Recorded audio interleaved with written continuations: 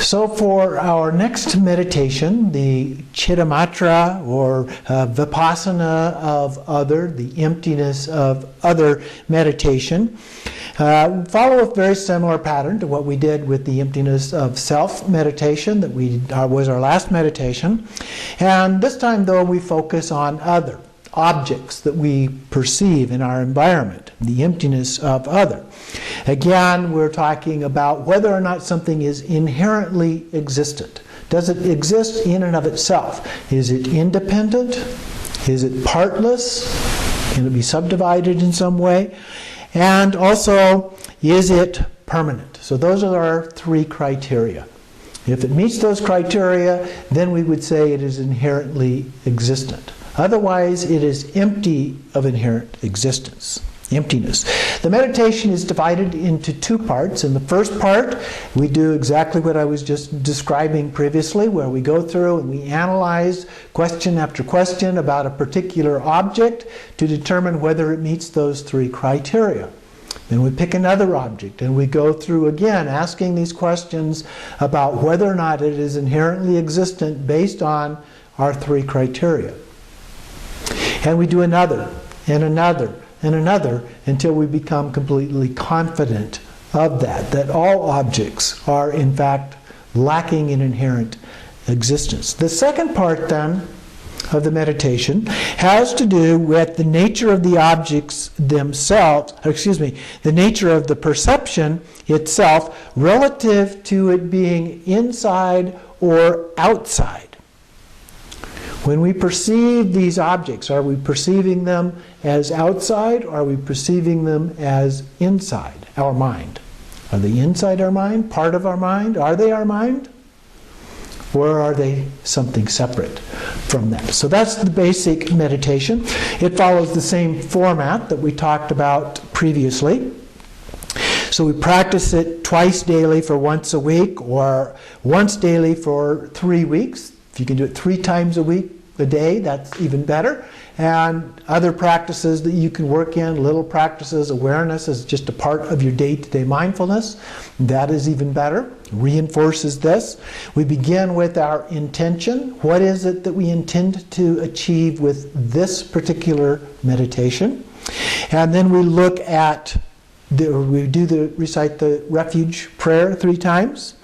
Then we settle our body, speech, and mind in stillness. Take a couple of deep breaths. Relax.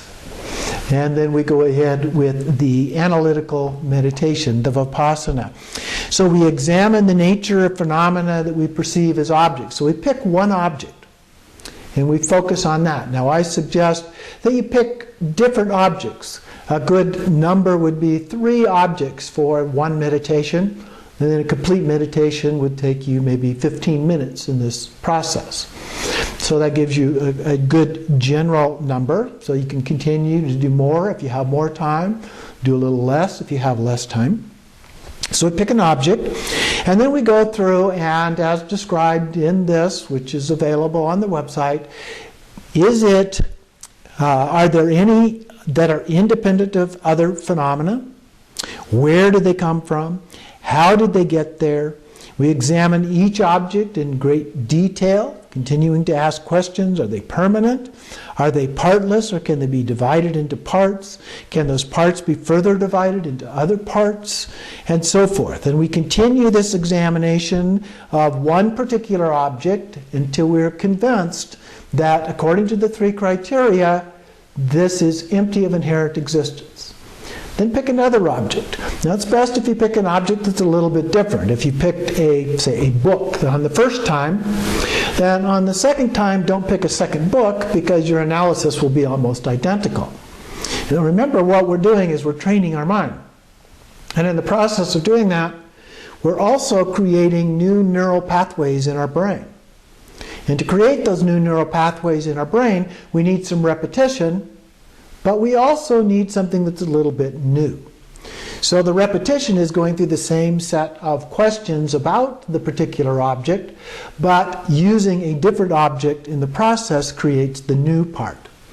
So we want to do this over and over with a number of different objects. So pick the second object, might be a box, a lamp, it might be a pen, it might be a photograph. Any number of different objects that are just in your natural surroundings. And you pick the object and you go through several of these objects in each of your meditations, provided you have sufficient time for that.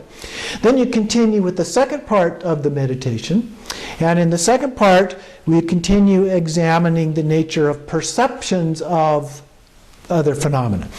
And we ask questions like, can you tell if each phenomena is outside or inside your mind? What evidence can you find? How do you know? And we note that the experience of that, of all of those objects we perceive, is actually a manifestation of our mind. So the question is, does it actually exist outside at all? Now, the Chitamatrans didn't actually answer that question, but although some of them may have, because one of the arguments was they say things don't exist, how is it possible that they could just exist in the mind?